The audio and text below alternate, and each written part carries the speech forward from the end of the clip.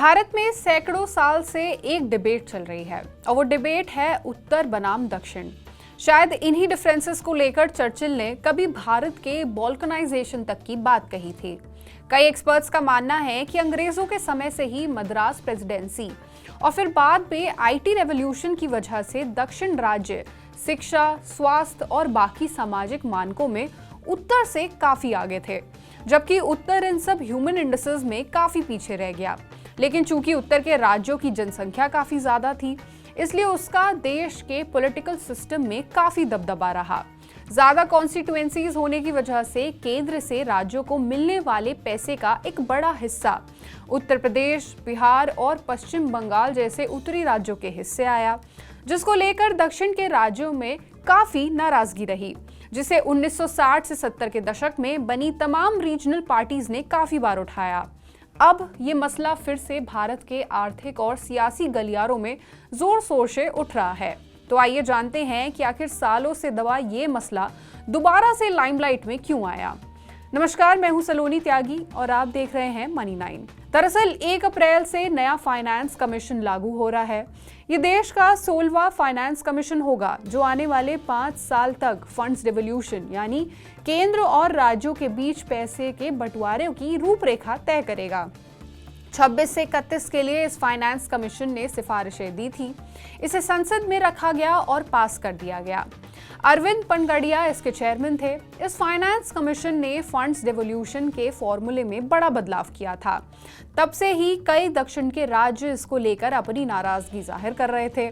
सबसे बड़ा point of contention population और डेमोग्राफिक परफॉर्मेंस को लेकर था, जिसके तहत राज्यों को TFR यानी टोटल फर्टिलिटी रेट कम रखने पर राज्यों को ज्यादा रिवॉर्ड मिलता था, जिसके तहत राज्य अपनी पॉपुलेशन को कम करने और फैमिली प्लानिंग पॉलिसीज को इम्प्लीमेंट करने के लिए प्रोत्साहित होती थी और इसके लिए ज्यादा प्रयास करते थे। लेकिन नए फाइनेंस कमीशन ने फंड्स डिवोल्यूशन के फॉर्मूले में इसके वेटेज को घटा दिया है, जिसकी वजह से दक्षिण के कई राज्य जैसे तमिलनाडु, केरलम में एक नाराजगी देखने को मिल रही है।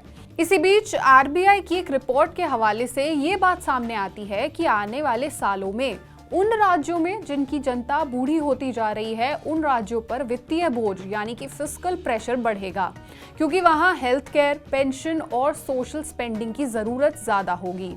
UNFPA की एक रिपोर्ट के मुताबिक दक्षिण के राज्यों में आज के समय में ओल्ड एज डिपेंडेंसी रेशियो यानी ऐसे बूढ़े लोग जो डिपेंडेंट हैं, वो वहां हैं जहां उत्तर के राज्य 2050 में पहुंचेंगे।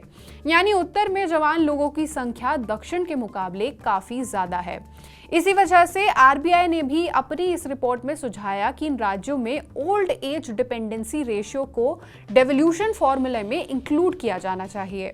पर इस रिपोर्ट पर कई एक्सपर्ट्स ने सवाल भी उठाए।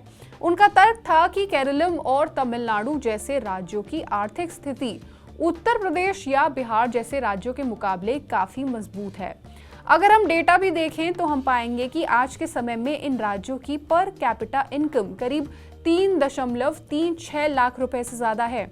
वहीं वो राज्य जहां ज्यादा जवान लोग हैं जैसे बिहार या उत्तर प्रदेश, वहां की पर कैपिटा इनकम सिर्फ 67,000 या 1.09 लाख रुपए है।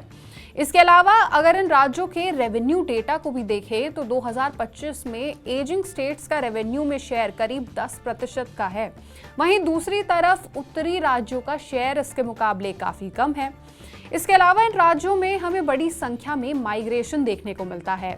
उदाहरण के लिए बिहार या उत्तर प्रदेश के तमाम कामगार रोजगार की तलाश में इन्हीं दक्षिण के राज्यों में काम करने जाते हैं।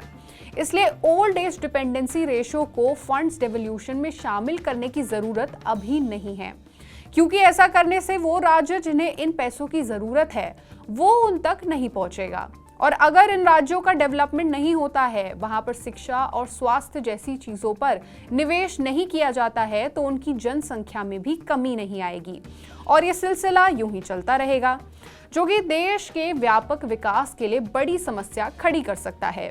तो कुल मिलाकर ये डिबेट हमें आने वाले समय में और तेज होते हुए दिख सकती है, क्योंकि साल 2026 के बाद देश में डेलिमिनेशन की प्रक्रिया शुरू हो सकती है, जिसकी वजह से ये मुद्दा अभी और जोर पकड़ सकता है। बाकी इस मुद्दे पर सारे स्टेक होल्डर्स को साथ बैठकर विचार करने की जरूरत है ताकि हम कॉम्पिटिटिव फेडरलिज्म और कोऑपरेटिव फेडरलिज्म के बीच सही बैलेंस बना सकें। बाकी आपका इस मुद्दे पर क्या सोचना है, आपकी क्या राय है, आप हमें कमेंट करके जरूर बताएं। और ऐसे ही और खबरों और अपडेट्स के लिए जुड़े रहिए हमारे साथ और देखते रहिए मनी9।